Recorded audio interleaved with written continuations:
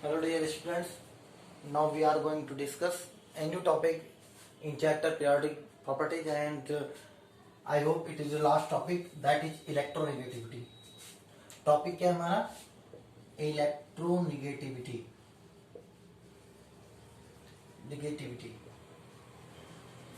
इसमें समझने की पहली बात है कि इलेक्ट्रोनेगेटिविटी कभी एलिमेंट की नहीं होती. अगर आपको एलिमेंट दे दिया गया है कि फ्लोरीन है, क्लोरीन है, ब्रोमीन है, आयोडीन है, या कोई एलिमेंट दे दिया गया और आपसे पूछा जाए बताइए इसकी इलेक्ट्रोनेगेटिविटी किसकी ज्यादा है, ठीक है, तो आप इस तरीके से नहीं बता सकते. ठीक है, एलिमेंट की इलेक्ट्रोनेगेटिविटी नहीं होती. जनरली हम लोग यूज करते हैं कि फ्लोरीन की इलेक्ट्रोनेगेटिविटी मतलब ज्यादा है, क्लोरीन की कम है, फ्लोरीन की कम है. ठीक है, तो इस तरीके से हम लोग क्या करते हैं, पढ़ते हैं, लेकिन कभी एलिमेंट की इलेक्ट्रोनेगेटिविटी नहीं होती. ठीक है, ये एक कंपेयर होता है. ठीक है, कंपेयर होने का मतलब क्या है कि जैसे दो एलिमेंट दे दिए गए, जैसे मान लीजिए कोई कंपाउंड दे दिया गया है HCl. ठीक है, ये कंपाउंड दिया गया है और हमसे पूछा बताए इन दोनों में इलेक्ट्रोनेगेटिविटी किसकी ज्यादा है. तो हमने पता है कि यहाँ पर बॉन्ड, जब बॉन्ड बनता है तो बॉन्ड में, सिंगल बॉन्ड में 2 इलेक्ट्रॉन होते हैं. ठीक है, एक इलेक्ट्रॉन हाइड्रोजन ने दिया है और एक इलेक्ट्रॉन क्लोरीन ने दिया है. तो इन दोनों मतलब इन बॉन्ड के इलेक्ट्रॉन्स को जिसके पास ज्यादा क्षमता होती है बॉन्ड के इलेक्ट्रॉन को अपनी तरफ क्या करने की, अट्रैक्ट करने की, वो ज्यादा इलेक्ट्रोनेगेटिव होता है. तो बॉन्ड के इलेक्ट्रॉन क्या होते हैं, क्लोरीन की तरफ क्या होते हैं, शिफ्ट होते हैं. इसीलिए कहा जाता है कि क्लोरीन की इलेक्ट्रोनेगेटिविटी ज्यादा है, तो यहाँ पर आएगा माइनस पार्शियल नेगेटिव चार्ज, और इसकी कम है, इसको देना पड़ रहा है, तो इस पर आएगा पार्शियल पॉजिटिव.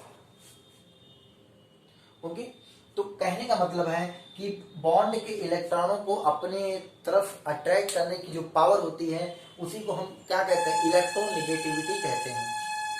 ओके, तो यहाँ पर इसी को हम इलेक्ट्रोनेगेटिविटी कहते हैं और ये एलिमेंट की नहीं होती. और एक बात और, ये बॉन्ड टू बॉन्ड वैरी करती जाती है. जैसे कार्बन ने सिंगल बॉन्ड बनाया ऑक्सीजन के साथ, तो यहाँ पर इलेक्ट्रोनेगेटिविटी डिफरेंट होगी. कार्बन ने बना लिया डबल बॉन्ड ऑक्सीजन के साथ, यहाँ इलेक्ट्रोनेगेटिव डिफरेंट है. और कार्बन ने ट्रिपल बॉन्ड बना लिया नाइट्रोजन के साथ, तो यहाँ पर कार्बन की इलेक्ट्रोनेगेटिविटी और यहाँ पर ऑक्सीजन और नाइट्रोजन की इलेक्ट्रोनेगेटिविटी क्या होती है, डिफरेंट होती है. क्योंकि बॉन्ड जैसे जैसे चेंज होते जाते हैं वैसे वैसे क्या होती है, इलेक्ट्रोनेगेटिविटी क्या होती है, डिफरेंट होती चली जाती है. तो हम लोगों ने इलेक्ट्रोनेगेटिविटी को समझ लिया है. इलेक्ट्रोनेगेटिविटी कोई, और ये एक बात और हम देख लेते हैं कि इलेक्ट्रोनेगेटिविटी हमेशा कैसे निकाली जाती है, एक्सपेरिमेंटल ही इसको हम निकाल सकते हैं. ठीक है, एक्सपेरिमेंटल वैल्यू होती है इलेक्ट्रोनेगेटिविटी की. ठीक है, आगे देखिए यहाँ पर वैल्यू दी गई है, कुछ एक्सपेरिमेंट से निकाली गई वैल्यूज हैं इलेक्ट्रोनेगेटिविटी की, और कुछ एलिमेंट्स दिए गए हैं. देखिए यहाँ पर अगर हम ध्यान से देखें तो यहाँ फ्लोरीन की इलेक्ट्रोनेगेटिविटी कितनी है, 4. यानी कि इन सब में सबसे ज्यादा मोस्ट इलेक्ट्रोनेगेटिव एलिमेंट कौन होता है, फ्लोरीन. कौन होगा, फ्लोरीन.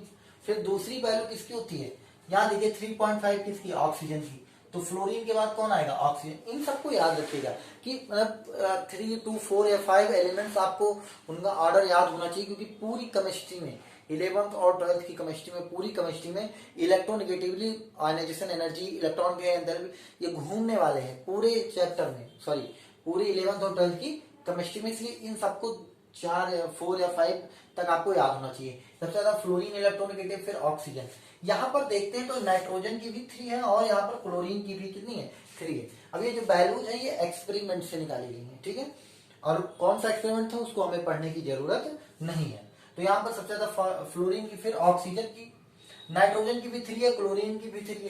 सर किसको आगे रखेंगे, तो यहाँ पर नाइट्रोजन को ऊपर रखते हैं और उसके बाद क्या रखते हैं, क्लोरीन को. ऐसा क्यों, क्योंकि smaller size of the nitrogen का साइज छोटा होने के कारण उसका न्यूक्लियस के पास पावर ज्यादा होती है इलेक्ट्रॉन को अपनी तरफ अट्रैक्ट करने के लिए. इसीलिए नाइट्रोजन और क्लोरीन में नाइट्रोजन को पहले रखते हैं. और इन दोनों की जो होती है इलेक्ट्रोनेगेटिव वो अप्रोक्सीमेटली क्या होती है, सेम होती है, फिर भी नाइट्रोजन के हम ज्यादा मानते हैं. ठीक है, तो इन सब चीजों को आप समझे रहिएगा. सबसे ज्यादा फ्लोरीन, फिर ऑक्सीजन, फिर नाइट्रोजन और क्लोरीन की लगभग बराबर. अब आइए, ठीक है, तो यहाँ पर इन सब चीजों को आपने समझ लिया। उसके बाद क्या है, सल्फर है 2.5 और कार्बन में क्या है 2.5, तो जिसका साइज छोटा होगा उसको हम ज्यादा मान लेंगे, ठीक है।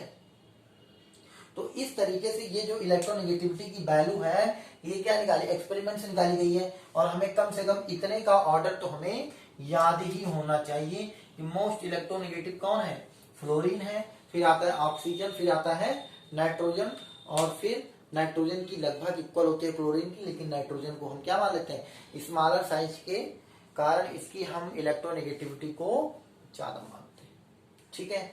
एक चीज आप यहाँ पर देख रहे होंगे, पीरियड्स में अगर हम लेफ्ट टू राइट की तरफ मूव करते हैं, लेफ्ट टू राइट की तरफ मूव करते हैं तो इलेक्ट्रोनेगेटिविटी क्या होती है, बढ़ती जाती है, ठीक है। ऐसे क्वेश्चन स्टेटमेंट में आते हैं कि from going left to right electronegativity increases, electronegativity decreases, तो इन सबको आपको एकदम क्लियर होना चाहिए, ठीक है।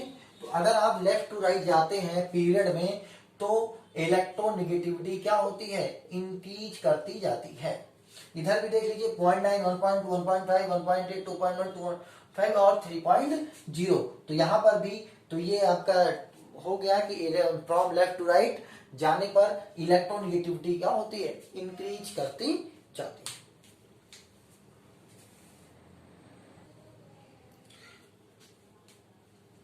अभी कुछ समय पहले हमने पीरियड्स में ये देखा कि इलेक्ट्रोनेगेटिविटी का वेरिएशन कैसे होता है, तो हमने देखा लेफ्ट टू राइट जाने पर इलेक्ट्रोनेगेटिविटी क्या होती है, इंक्रीज करती जाती है, ठीक है।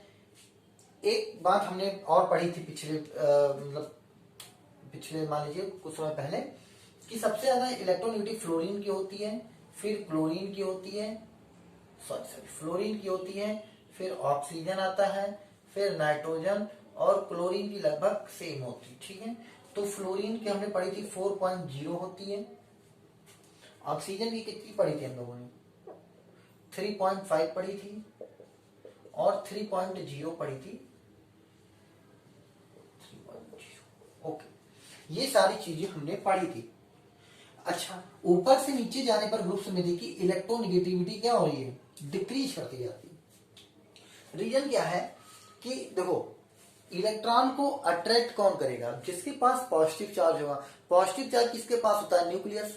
तो न्यूक्लियस जितना स्ट्रांग होगा, कहने का मतलब न्यूक्लियस की यहां पर देखिए, यहां पर देखिए छोटा सा है, यहां पर देखिए ये न्यूक्लियस है, इसके चारों तरफ क्या है, ऑर्बिटल्स है, ठीक है। अब बाहर वाला इलेक्ट्रॉन जितनी दूर होगा, न्यूक्लियस की पावर बाहर वाले इलेक्ट्रॉन को अट्रैक्ट करने की पावर उतनी ही क्या हो जाएगी, कम हो जाएगी।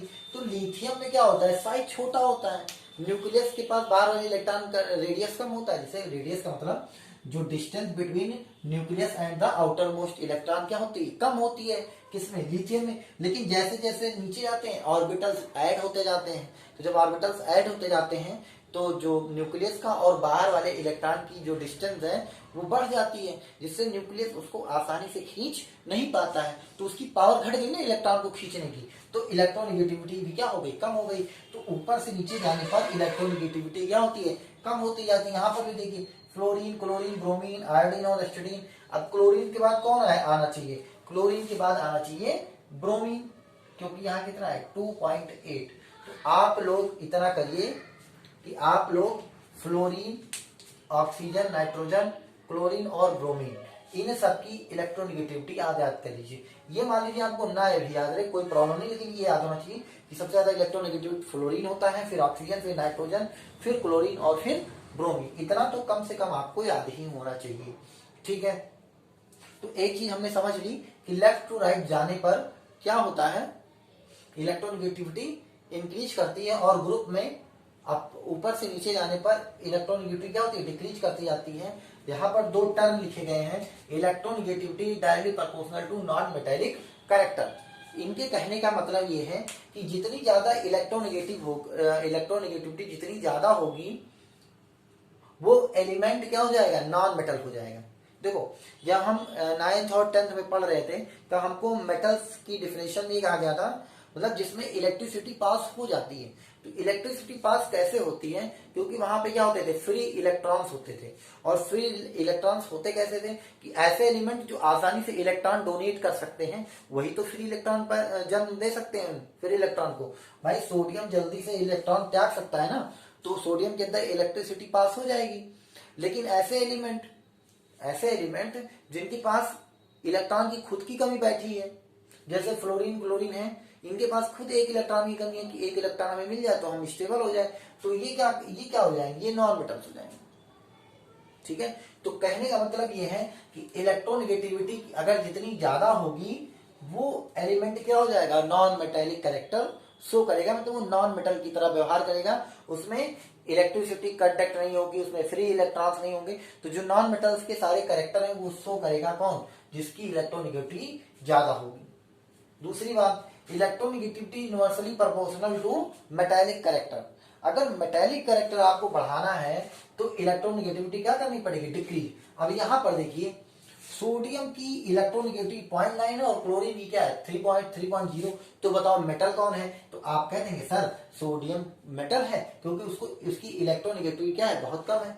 तो कई तरीके से हम इनऑर्गेनिक केमिस्ट्री में चीजों को एक्सप्लेन करते हैं। अब आपसे पूछा जाए बताइए सोडियम मेटल क्यों है, तो पहली बात आप कह सकते हैं क्योंकि सोडियम क्या करता है, एक इलेक्ट्रॉन डोनेट करने की टेंडेंसी उसके पास बहुत ज्यादा होती है, क्योंकि वो एक इलेक्ट्रॉन अगर डोनेट कर देगा तो नियॉन हो जाएगा और वो स्टेबल हो जाएगा।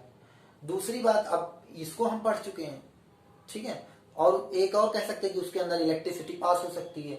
उसके बाद आप एक एडवांस डिफिनेशन बता सकते हैं सर क्योंकि उसकी इलेक्ट्रोनेगेटिविटी क्या है, बहुत कम है, इसीलिए उसका मेटालिक कैरेक्टर क्या होगा, ज्यादा हो जाएगा।